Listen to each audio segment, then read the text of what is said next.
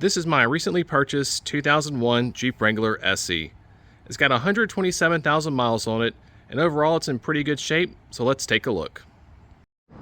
Let's take a look at the engine in this 2001 Jeep Wrangler SE. And living in Texas, we do have the front and the rear license plates. That's why I have my front license plate covered up with this green towel. So for about 7 years, I had a 1989 Jeep Wrangler Sahara, and that had the inline six with a carburetor. With this being a 2001 SE, it does have the smaller engine, the 2.5 liter four-cylinder, and I know everybody prefers the inline six. But for what I plan on using this Jeep for, which will be driving to and from work on some days, driving around on the weekend with my wife, and some light off-roading, 120 horsepower from this four-cylinder is plenty of horsepower. I've been able to get up to about 65 or so on I-45 with no issues, so I definitely can get up to speed. Now, since I've had the Jeep, I've had a couple things done to it.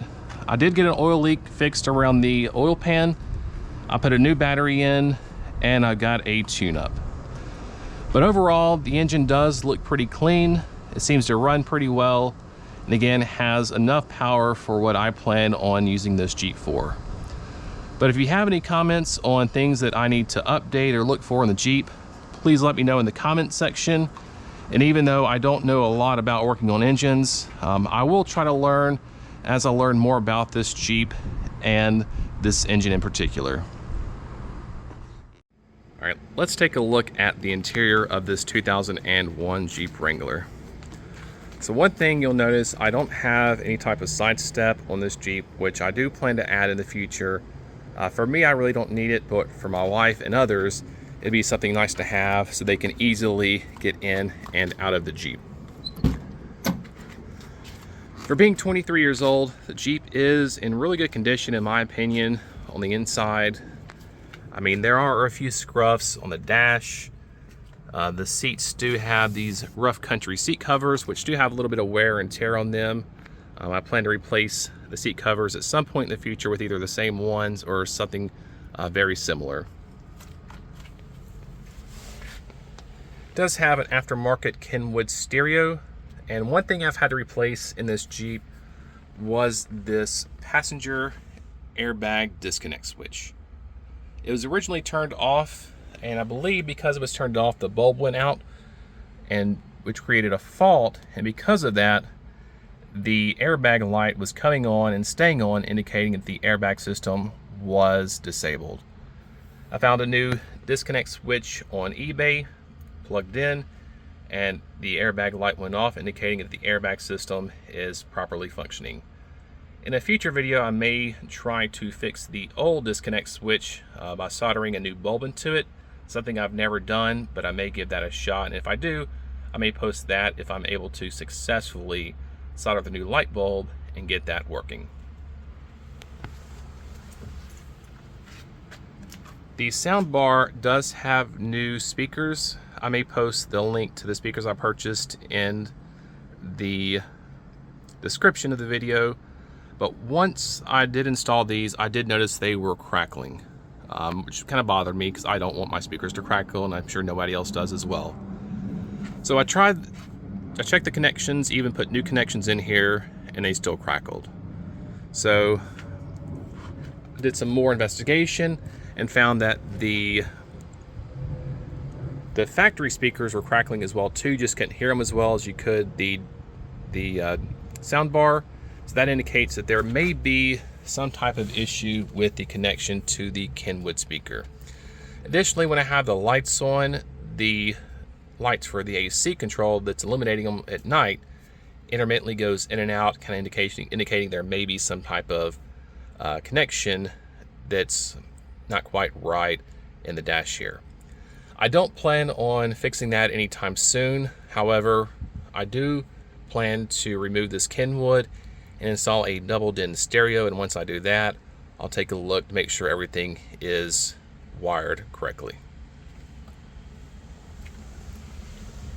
So the center console is the original center console. It doesn't have any type of lock, just somehow came off at some point. which for me really isn't a major issue for now, since I'm not going to keep anything valuable in this Jeep. I do have the best top floor mats that the original, or excuse me, the previous owner put in the Jeep, and I plan on keeping those since they are in still good condition for both the front and the back.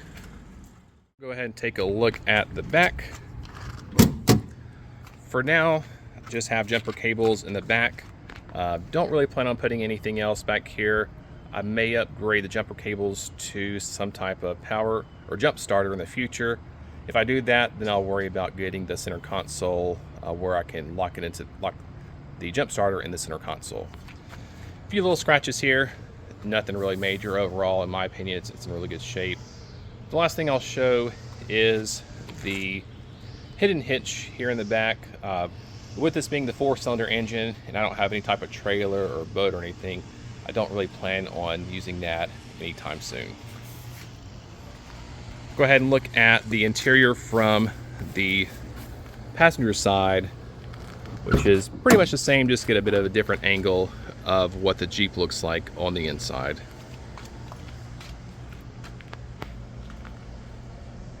And one thing I do want to mention is my '89 Wrangler did have the AC installed. I think it was factory installed.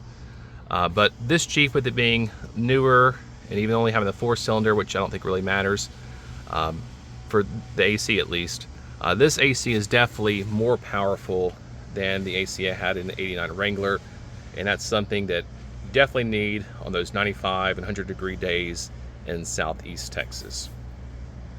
So if you like this video, please subscribe as well as like in the comments below. If you do like this video, please subscribe and like it. If you have any ideas on things that I can update in the future, please let me know in the comments. One thing to note is I don't plan on getting any type of lift, and really for the tires I'll probably get something slightly smaller, maybe some type of all-terrains, but no lift is in the future plans for this Jeep. Again, this is my 2001 Jeep Wrangler. If you liked it, like the video, subscribe and like.